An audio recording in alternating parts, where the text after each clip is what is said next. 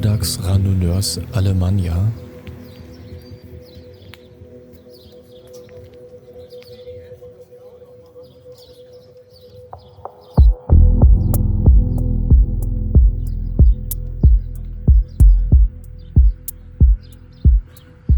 Willkommen zum 200er ab Kiel.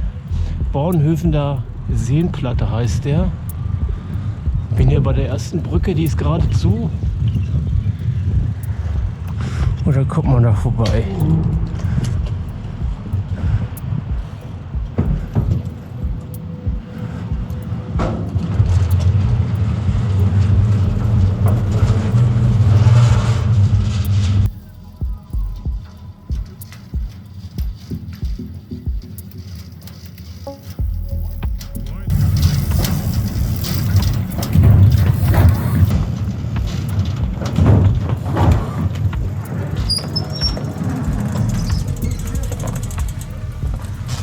Vielleicht der erste Sturz.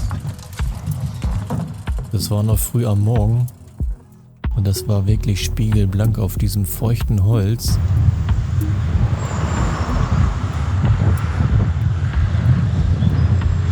Ja, die große Ostseehalle kriegt immer mal wieder einen neuen Namen, je nachdem wer das sponsert.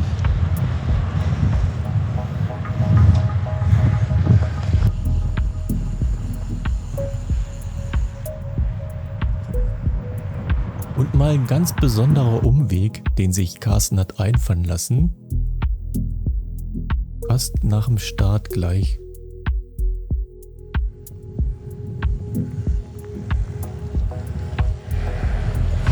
Oh, das ist hier das Universitätsgelände. Geheimkontrolle. Das ist ja geil. Noch nie gehabt sowas. Ich dachte schon, dass ich drum rumkomme. Ich fahre ja auch noch mit.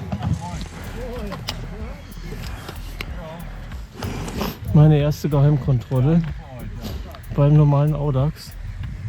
Haben wir dort ein Feld für? Moin. Das ist das erste Mal, dass ich eine Geheimkontrolle auf so einer klassischen Audax-Tour habe. Ja, hat sich Carsten ausgedacht. Und wenn ich jetzt kein Papier mit hätte, dann wäre mit digital geht nicht, oder? Dann kriegst du da eine... Ach, da ein Eintrag. Ich bin auch noch nicht so weit.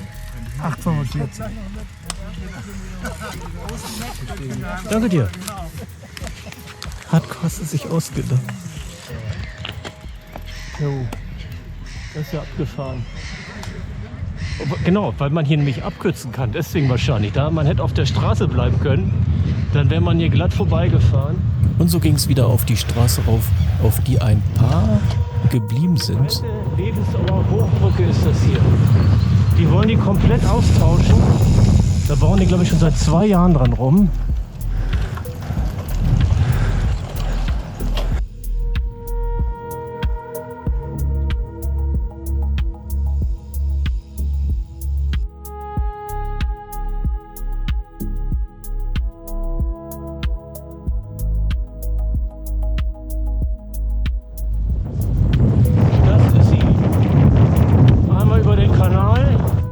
Bei bestem Wetter, klasse Sicht, die Levensauer Hochbrücke. Mit vielen Fledermäusen unten drunter und diesen roten Bögen hier.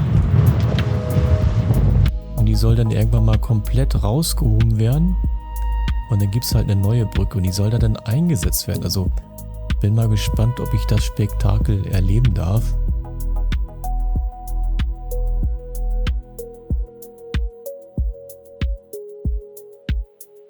Und wir hatten wirklich klasse Wetter. War zwar kühl am Morgen, so 6 Grad, nachher wären es 10 oder ein bisschen drüber. Hatten die ganze Zeit blauen Himmel.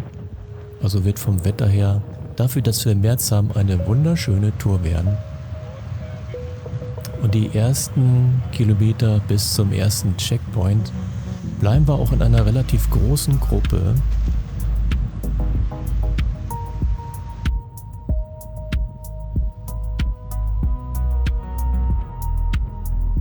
Das jetzt Velm und für uns geht's dann auf schön geteerten Nebenstraßen hoch nach Schwedeneck zur Eckernförder Bucht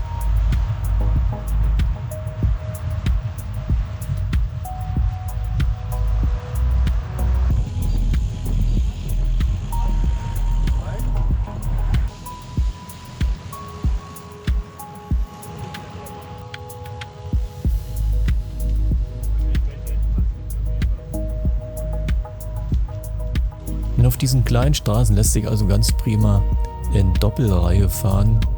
Es wurde sich angeregt unterhalten. Man konnte ganz prima Windschatten fahren.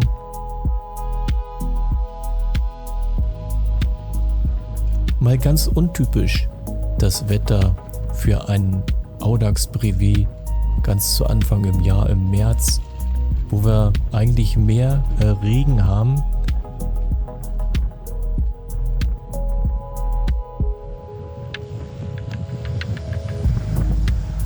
Noch einmal durch das Waldstückchen hier und dann ist das schon die erste Kontrolle. Wir sind jetzt schon kurz vor Dänisch-Nienhof, der ersten Kontrolle.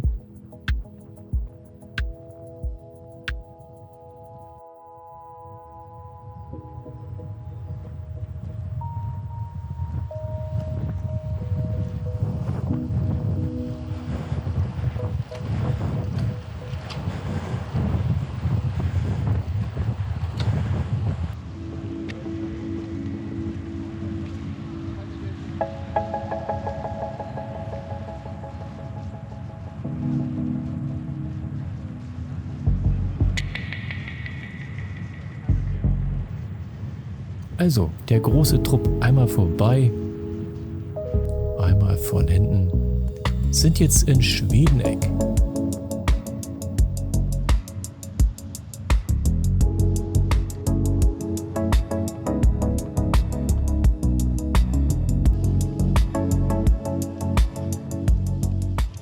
Wissen wir nicht so recht, wo das ist?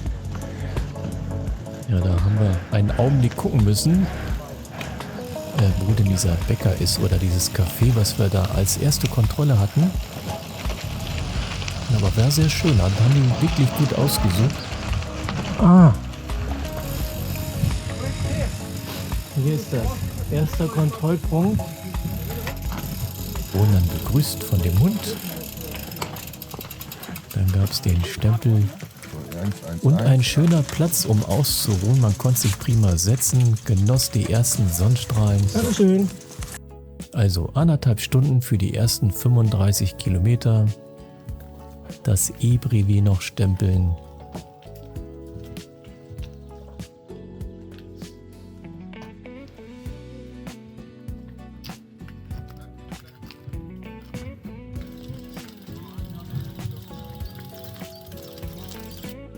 Ein paar Einzelne fuhren dann schon weiter, aber das Gros der Gruppe blieb noch eine Weile.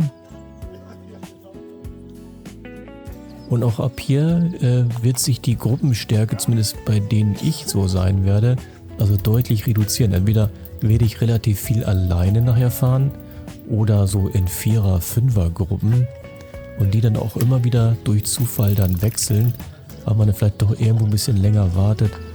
Oder einem Gruppen überholen, aber dann doch zu schnell sind für einen.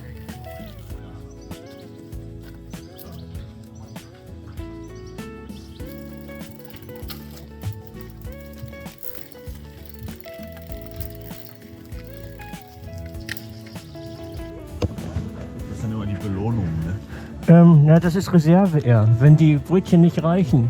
Da werde ich zu oft zu angesprochen. Ich habe so Snickers und ähnliche Schokoriegel immer oben auf meinem Oberrohr mit so Gummibändern befestigt, dass man da gut und schnell rankommen würde.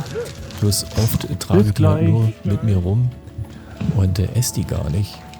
Ist so ein Notfallnaschi für mich. Das war der erste Checkpoint. Sehr schön, kann man schön sitzen. Und das bei klasse Sonne. Die meisten haben sich ein bisschen ausgezogen. Heute Morgen hatten wir so 6 Grad. Und nachher im Laufe des Tages werden es dann 12. Und wir haben Sonne die ganze Zeit. Astrein blauer Himmel. Vor 2 Wochen gab es auch noch einen anderen 200er hier ab Kiel. Und der war durchgängig bei 4 Grad. Der war schön kalt. Da wurde ich dann nochmal nett verabschiedet. Alle winken. Haben irgendwie wohl noch auf jemanden gewartet. Ein Blick auf die Eckernförder Bucht unter strahlend blauem Himmel.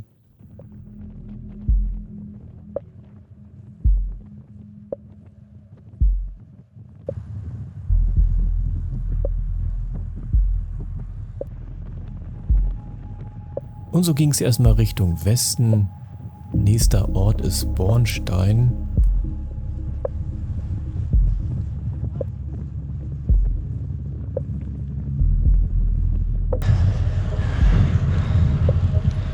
Bornstein mit Baustelle. Und so haben wir ein paar Radfahrer eingesammelt, wurden dann wieder etwas größer.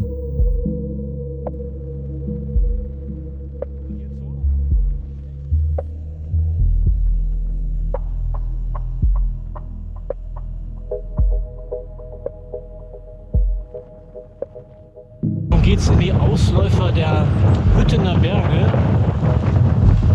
So einen kleinen Anstieg hier hoch. Und dann kommt der Wittensee. Schöner großer See. Ja, und danach dann weiter Richtung Ascheffel zum Griechen. Kleiner Anstieg hoch vor dem Wittensee.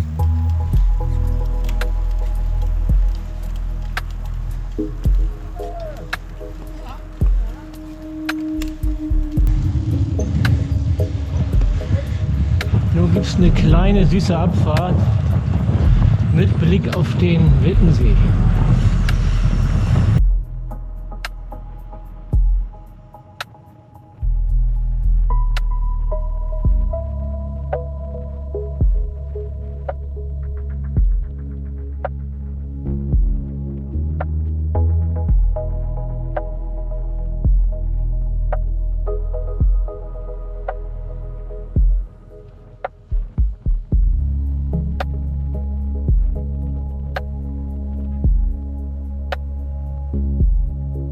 Der Wittensee. Und durch den gleichnamigen Ort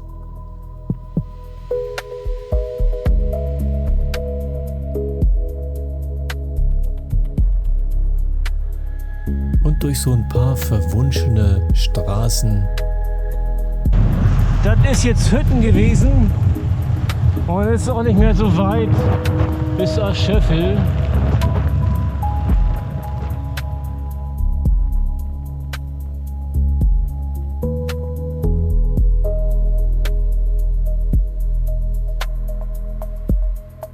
Das ist Ascheffel jetzt und hier ist durch ein Restaurant.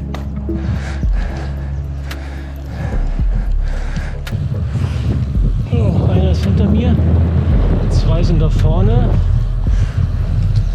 Ansonsten hat sich das ganz schön zerteilt, das Grüppchen. Und wo ist er? Ein Stück, da vorne ist er. Ah, toll. Rolle Nummer 2 bei Kilometer 77 in Ascheffel. Aber hier ist nichts los, doch ein paar sind da. Nur ein ganz paar. Man sollte für die analoge Brevetkarte den Preis für ein Gericht rausschreiben. 11:15 Uhr.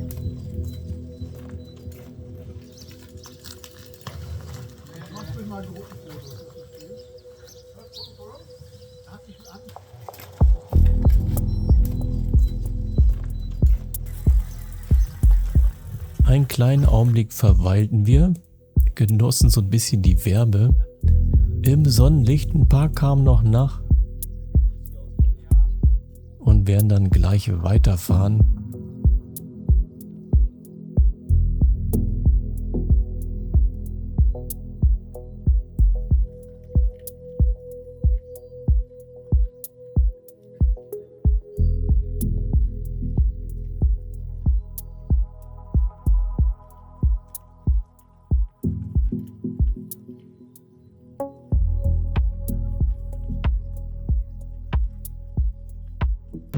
Da oben ist das Panorama-Hotel.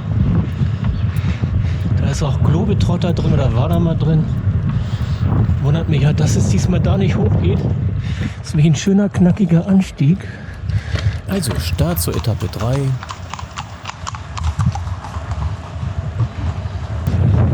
Das so mitten in den Hüttener Bergen.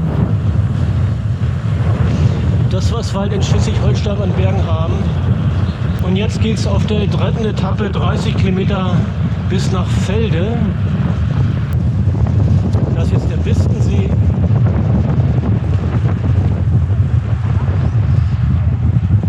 Bistensee geht es wieder an den Wittensee. Der liegt nämlich da vorn. Also ein zweites Mal am Wittensee entlang. Ihr werdet also viele Seen umrunden oder entlang fahren.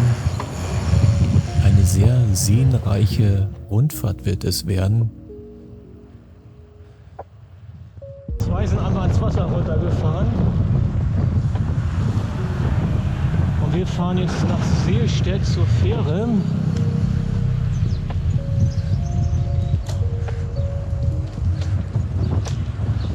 Und dann geht es einmal über den Nordostseekanal.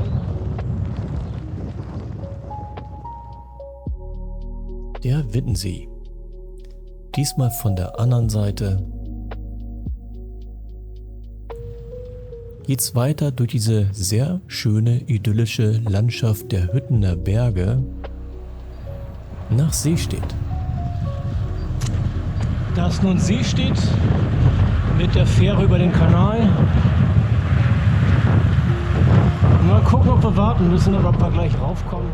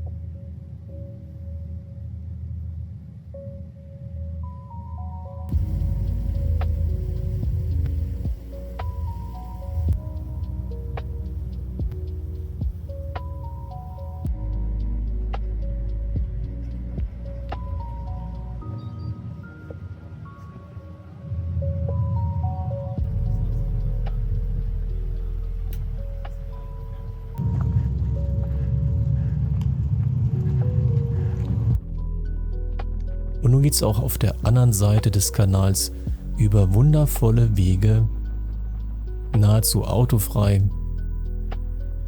in wunderschöner Natur. Ganz prima zum Radfahren.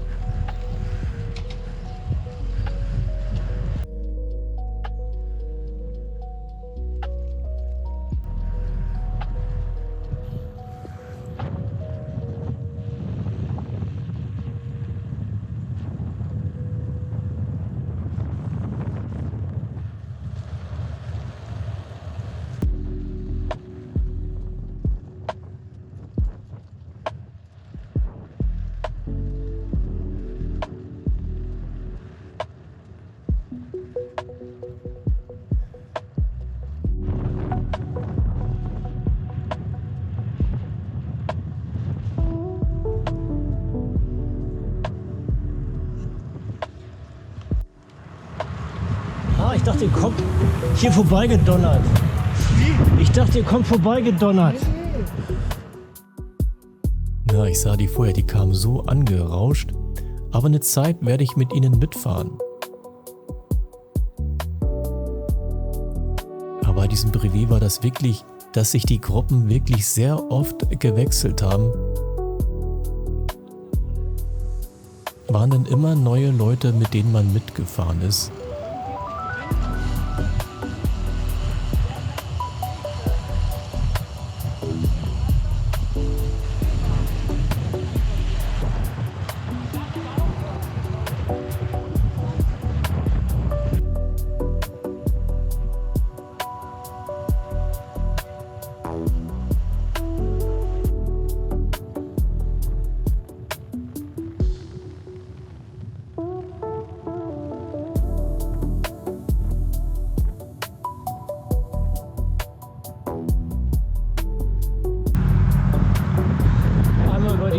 Und dann sind wir auch schon in Fellen.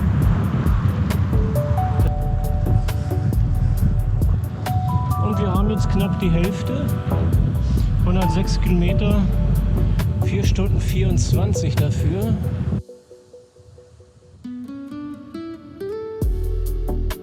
Also Kontrolle 3 bei Kilometer 107 in Felde. Der obligatorische Stempel. Halb 1 haben wir. 4,5 Stunden.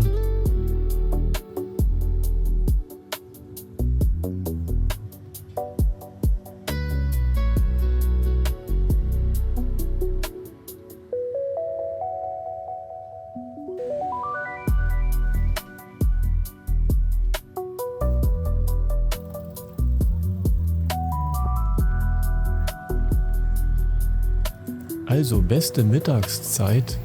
Viele blieben hier länger, wollten irgendwie was essen. Gab auch einen Imbiss, was viele dann angenommen haben, da zu bleiben. So werde ich dann demnächst alleine weiterfahren.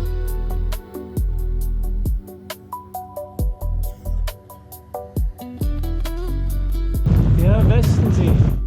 Also das 4. Mal am See entlang. 2-mal Wittensee, einmal Bistensee und nun der Westensee, Start der Etappe 4. Ganz allein erstmal, aber wird sich bald wieder ändern.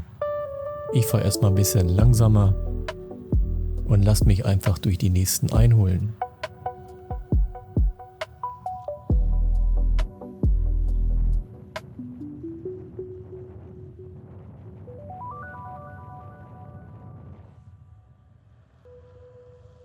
Wieder Mutter seelenallein.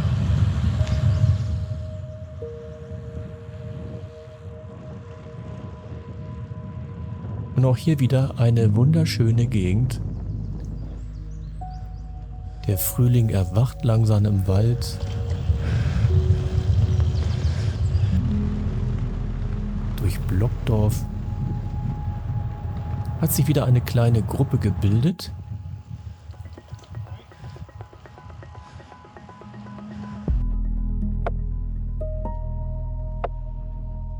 Und weiter geht's durch eine traumvolle Natur im Frühjahr bei bestem Wetter mit viel Sonne, blauem Himmel auf diesen kleinen Nebenstraßen. Ganz autofrei, kann man also wirklich ganz toll eine Brevetfahrt genießen.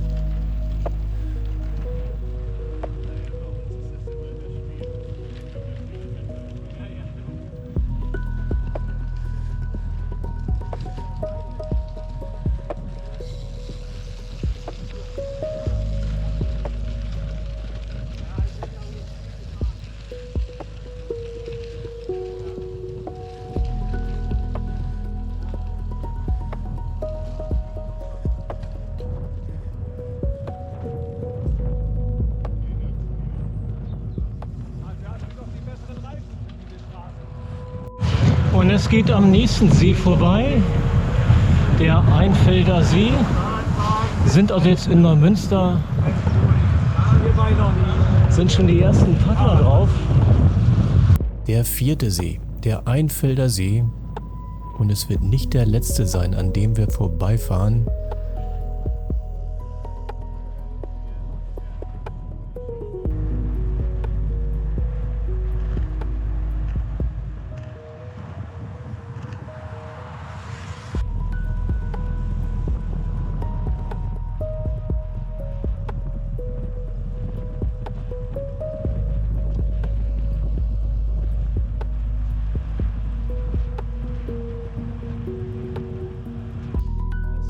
Die Gruppe der KDP, also die Kiel Dawn Petrel Leute, sind sehr, sehr sportlich unterwegs. Also die machen wirklich richtig Druck, da komme ich nicht mit. Machen dann vielleicht aber ein paar Pausen länger. Noch haben wir den Wind von hinten und der Wind bläst ziemlich kräftig mit 5 Beaufort. Das haben wir gleich alles von vorn. Das ist jetzt Bußdorf.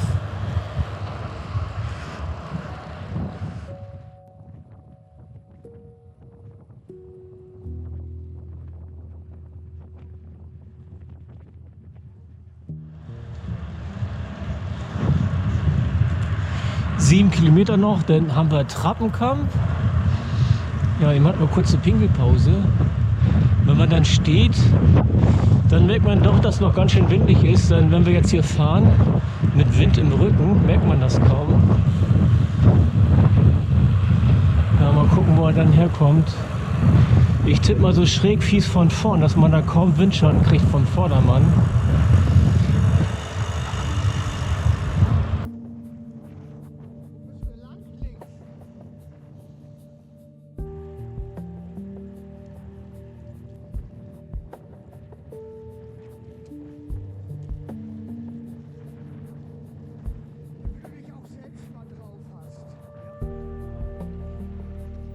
Das ist nun Trappenkamp mit dem nächsten Kontrollpunkt.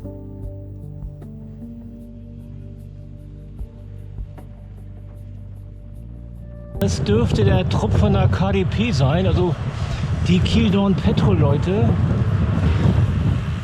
die da auch den Platten da eben hatten. Und hier vorne ist jetzt die Tankstelle. Ich meine, das ist der letzte Checkpoint vor dem Ziel dann.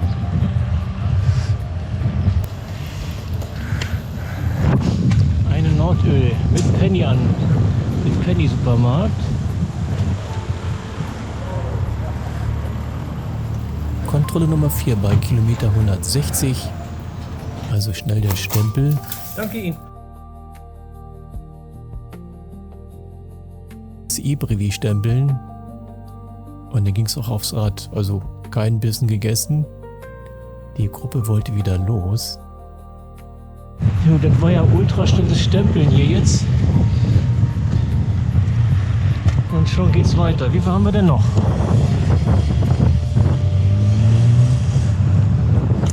45 noch. Jetzt aber mit Wind schräg von vorne. Start zur Etappe 5 bis zum Ziel in Kiel. Ja, das sind die schnellen KDPler. Da komme ich nicht mehr. Die lasse ich ziehen und fahre erstmal alleine weiter. Raus aus Bornhövel. Und dann geht es hier am See lang. Den Bornhöveler See. Das Motto der Tour. Zur Bornhöveler Da ist er. Seenkette. Da hat Carsten wirklich eine sehr reizvolle Streckenführung rausgesucht. Also die meiste Zeit fahren wir wirklich sehr autofrei auf kleinen, schönen Nebenstraßen.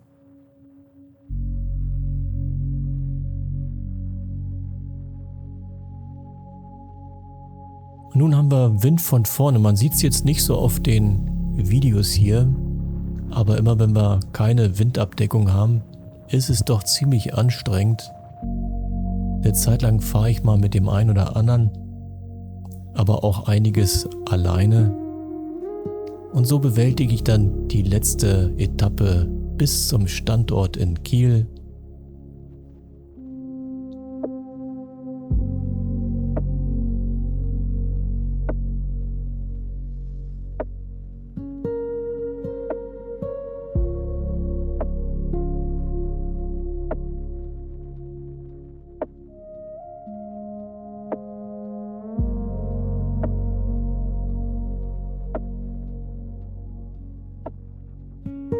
Und gehen zurück an der Schwentine entlang. Die letzten 3-4 Kilometer. War ordentlich windig und anstrengend. Ja, so langsam blüht das hier. Eine schöne Zeit. Kiel-Schönkirchen. Und zurück in Schönkirchen. Also auf zur Tankstelle, Karte abgeben und dann geht's wieder nach Hause. Endkontrolle bei Kilometer 205 im Ziel in Kiel-Schönkirchen. Erreiche ich das Ziel immer diesmal ganz alleine.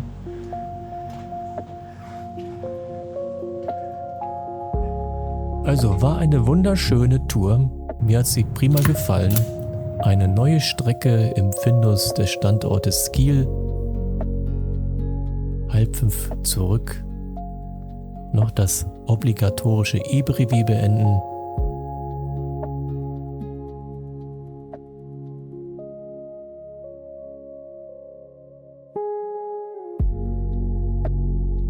Schönen Dank fürs Zuschauen.